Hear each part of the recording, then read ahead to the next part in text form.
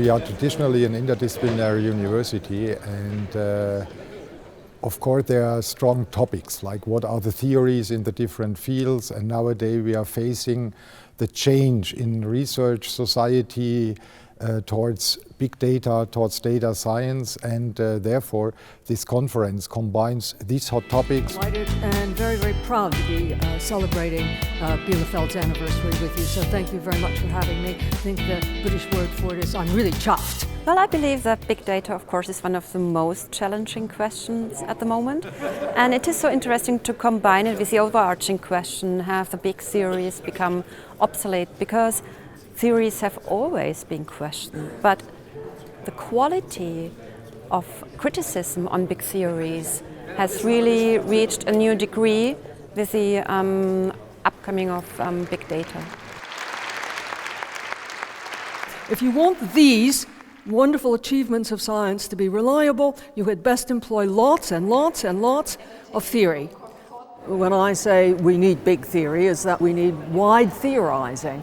Now, I think that it was expected that big theory was going to be sort of grand social theory on the social side, or fundamental theory on the natural science side. But it seems to me those are only a tiny, tiny piece of what we need to get around in the world or to understand the world. So you have this as a little piece. You shouldn't be concentrating on this or on this. You should be concentrating on the whole network of theorizing. I actually worry about that we go into this world of data and machine learning and all this kind of complementary approach, and that we forget about theories. And I'm actually seeing a great need of theoretical underpinning. Society and economy really today relies on data, relies on big data. This development towards data analysis is very strong. It requires theories because there is not a universal theory, but you need a lot of theories dealing in the right way with data. We should just educate people and stand to the scientific standards. But I'm with you completely. That's surprising, I said. By social model, which is Manuela Wolfgang, who tries to integrate a Marxian and a Weberian perspective. The distinction is not between subjective and objective data. Because we have all this data and we have also machines analyzing the data, it's, I think, for the first time that we can actually enter this area of great complexity where we don't have intuitive ideas what the structure is. And I think that's wonderful. That means that we'll see many practical applications. But also, it very much asks for a theoretical underpinning, because we not simply want to understand how things are working, we also want to understand why they're working.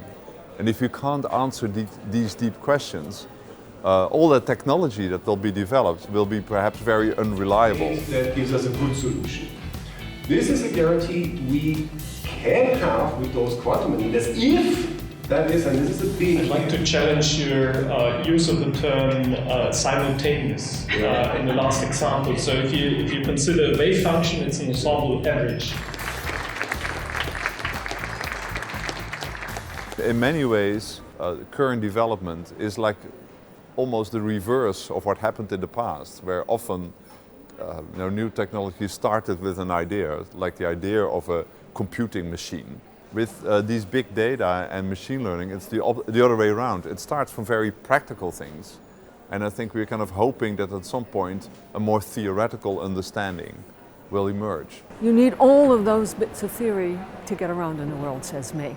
And every time I see a successful case of a laser or a social policy and I trace back, I find there's nothing, this little bit or that little bit didn't do the job. It really took all of them together.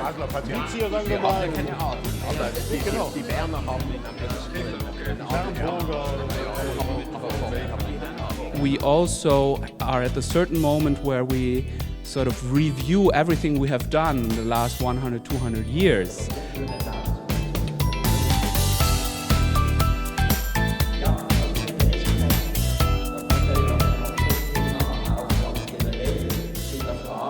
I'm really enthusiastic about this conference. We have had two brilliant keynote speakers, and also the panels in the late morning really addressed hot topics, and a lot of people from university has been involved. And if you have seen yesterday, the people from the university, but also from the city, coming into our university to listen to these talks and to discuss these topics were really fabulous. It really would be great if this was a momentum for the future, and I feel that it is an extraordinary moment that with the 50th anniversary we started something very new that we are now discussing not only in what we call small interdisciplinary groups, but in big interdisciplinarity ranging from the natural sciences to the humanities, and this is so exciting about this conference.